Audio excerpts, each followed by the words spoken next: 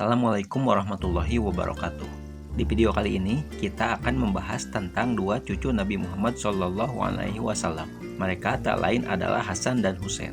Nabi Muhammad SAW sendiri punya 7 anak yang terdiri dari laki-laki dan perempuan. Salah satu dari putra beliau bernama Fatimah Az-Zahra, yakni istri dari Ali bin Abi Thalib, sepupu Nabi Muhammad SAW. Dari pernikahan mereka berdua dikaruniailah 2 orang putra yang sangat dicintai oleh Rasulullah, yakni Sayyidina Hasan dan Sayyidina Husain. Nabi Muhammad SAW sangat mencintai mereka. Pada saat mereka lahir, Rasulullah tidak henti-hentinya mengucapkan syukur kepada Allah Subhanahu wa Ta'ala. Sifat kedua cucu Rasul ini sangat mirip dengan Rasulullah. Bahkan mereka telah dijamin oleh Allah Subhanahu wa Ta'ala masuk ke dalam surga. Nama Hasan sendiri diberikan langsung oleh Rasulullah SAW. Hasan sendiri memiliki sifat yang sangat mirip dengan ayahnya, yaitu sangat cerdas ketika menghafal hadis dan menghafal Al-Quran. Beliau pun dikenal sebagai sosok yang sangat lembut. Beliau juga dikenal sangat tampan dan sangat dermawan. Dalam sebuah riwayat, Rasulullah SAW pernah berdoa kepada Allah, "Ya Allah, aku mencintai Hasan, dan cintailah orang yang mencintainya." Diriwayatkan Hasan sangat mirip dengan Rasulullah SAW. Sebuah riwayat mengatakan, ketika Abu Bakar dan Sayyidina Ali keluar dari masjid, mereka melihat Sayyidina Hasan. Kemudian Abu Bakar pun menaikkan Hasan ke tengkuknya. Lalu Abu Bakar pun berkata, "Demi Allah, engkau sangat mirip dengan Rasulullah, tidak mirip dengan ayahmu." Kemudian Ali pun tertawa mendengar candaan Abu Bakar. Sayyidina Hasan meninggal dunia di Madinah karena diracun. Hal ini terjadi karena pertikaian kaum muslimin memperebutkan kekuasaan. Selepas meninggalnya Sayyidina Utsman dan Sayyidina Ali, Hasan adalah sosok yang sangat lembut dan sangat mencintai perdamaian. Beliau diriwayatkan Nabi SAW pernah bersabda, "Hasan akan menjadi orang yang mendamaikan 2 kelompok besar kaum muslimin yang bertikai." Hasan dibaiat menjadi khalifah setelah Ali bin Abi Thalib meninggal dunia.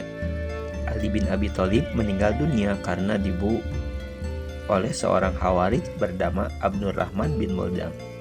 Diangkatnya Hasan bin Abi Thalib membuat Muawiyah tidak setuju, karena keturunan Umayyah tersebut telah memperselisihkan siapa yang menjadi khalifah setelah Utsman bin Affan. Bahkan setelah Ali bin Abi Thalib menjadi khalifah, ia pun melakukan pemberontakan kepada Ali bin Abi Thalib. Karena Hasan adalah sosok yang cinta damai, beliau tidak melakukan kekerasan kepada Muawiyah. Beliau pun menulis surat kepada Muawiyah, "Janganlah engkau terus-menerus tenggelam dalam kebatilan dan kesesatan. Bergabunglah dengan orang-orang yang telah menyatakan baiat kepadaku. Sebenarnya engkau telah mengetahui bahwa aku lebih berhak menempati kedudukan sebagai pemimpin umat Islam. Lindungilah dirimu dari siksa Allah dan tinggalkanlah perbuatan durhaka. Hentikanlah pertumpahan darah. Sudah cukup banyak darah mengalir yang harus kau pikul bertanggung jawab di akhirat kelak. Nyatakanlah kesetiaanmu kepadaku dan janganlah engkau menuntut sesuatu yang bukan hakmu, demi kerukunan dan persatuan umat Islam." Begitulah isi surat yang ditulis oleh Sayyidina Hasan kepada Muawiyah. Tapi dengan tegas Muawiyah menolak surat dari Hasan bin Abi Thalib. Ia pun memberi balasan kepada surat yang dikirim Sayyidina Hasan. Muawiyah pun membalas, "Jika aku yakin bahwa engkau lebih tepat menjadi pemimpin daripada diriku, dan jika aku yakin bahwa engkau sanggup menjalankan politik untuk memperkuat kaum muslimin dan melemahkan kekuatan musuh, tentu kedudukan khalifah akan kuserahkan kepadamu." Bahkan tak lama setelah surat itu dibuat, Muawiyah menyiapkan ribuan pasukan untuk menyerang kekhalifahan Hasan bin Ali bin Abi Thalib. Mendengar hal itu, Hasan pun menyiapkan pasukan di Kufah untuk menyambut serangan pasukan dari Muawiyah dari Syam. Hasan pun memilih sebuah tempat bernama Nuhailah untuk dijadikan markas militer. Namun sayangnya, penduduk Kufah tidak memperlakukan Hasan dengan baik. Mereka tidak menghiraukan seruan yang diserukan oleh pemimpinnya sendiri, khilafah yang mereka baiat sendiri. Lalu dengan lantang Adi bin Hatim menyeru kepada rakyat Kufah. Adi berkata pada penduduk Kufah, "Alangkah buruknya sifat yang kalian lakukan. kalian telah menghiraukan seruan khalifah yang kalian baiat sendiri. Tidakkah kalian dapat membuka mulut menyambut ajakan khalifah yang disayang oleh Rasulullah Shallallahu Alaihi Wasallam, cucu dari Rasulullah Shallallahu Alaihi Wasallam? Akhirnya berdirilah beberapa kelompok menyambut seruan Hasan, sementara sebagian lain kembali ke rumah mereka masing-masing. Hasan pun menunjuk Ubaidillah bin Abbas sebagai pemimpin pasukan. Ubaidillah diberi kepercayaan untuk memimpin 12.000 pasukan Arab. Namun sayangnya, Ubaidillah bin Abbas berbelot kepada kelompok Muawiyah karena sogokan yang dilakukan oleh Muawiyah. Dan akhirnya, semangat ribuan pasukan Hasan pun runtuh. Di titik inilah, Hasan berpikir bahwa perang melawan Muawiyah tidak akan ada manfaat, karena mental pasukan Hasan telah hancur. Sisa pasukan yang loyal kepadanya pun akan menjadi bulan-bulanan musuh.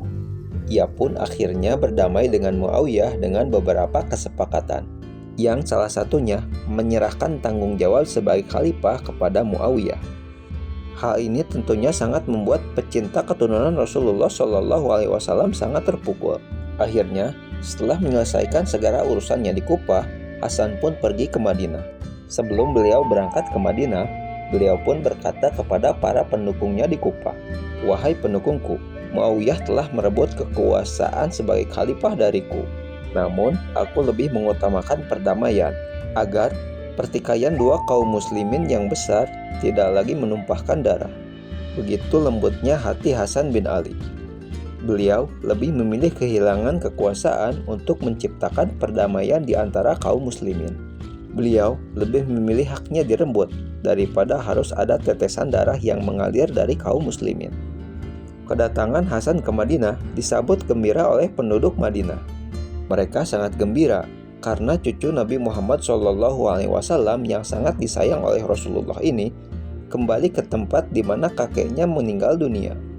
Namun, ada kesedihan yang mendalam dari orang-orang di Madinah, sebab kepemimpinannya sebagai khalifah telah direnggut. Di Madinah, ketika ia tidak mengurusi lagi urusan politik, ia mendekatkan diri kepada Allah. Beliau dengan giat mengajarkan ilmu agama kepada penduduk di Madinah. Selain itu, beliau rajin belajar kepada sahabat-sahabat Rasulullah yang telah sepuh. Pada tanggal 28 Safar tahun 50 Hijriah, Sayyidina Hasan pun wafat dalam usia 46 tahun. Beberapa saat sebelum Hasan meninggal dunia, beliau pernah berkata kepada adiknya Husain, "3 kali aku mengalami keracunan, tapi tidak sehebat yang aku rasakan sekarang." Sayyidina Hasan meninggal dunia karena diracun. Husain pun bertanya kepada Hasan, "Siapakah yang telah meracun engkau?" Namun, Sayyidina Hasan merahasiakan siapa yang telah meracun dirinya. Demi perdamaian kaum muslimin dan demi tidak terciptanya pertumpahan darah, beliau khawatir adiknya Husain akan menuntut balas atas kematiannya. Beberapa sumber mengatakan Sayyidina Hasan diracun oleh istrinya sendiri. Istrinya melakukan hal seperti itu karena disuruh oleh kelompok Muawiyah. Ia diiming-imingi harta yang besar oleh Muawiyah. Bahkan ada beberapa sumber yang mengatakan bahwa ia disuruh oleh Yazid bin Muawiyah. Ia dijanjikan akan dinikahi oleh Yazid bin Muawiyah jika berhasil Hasan bin Abi Thalib. Tapi Allah lah yang mengetahui apa yang sebenarnya terjadi. Kami akan membahas kisah Sayyidina Husain yang meninggal di Karbala. Untuk video ini cukup sampai di sini. Terima kasih telah menonton.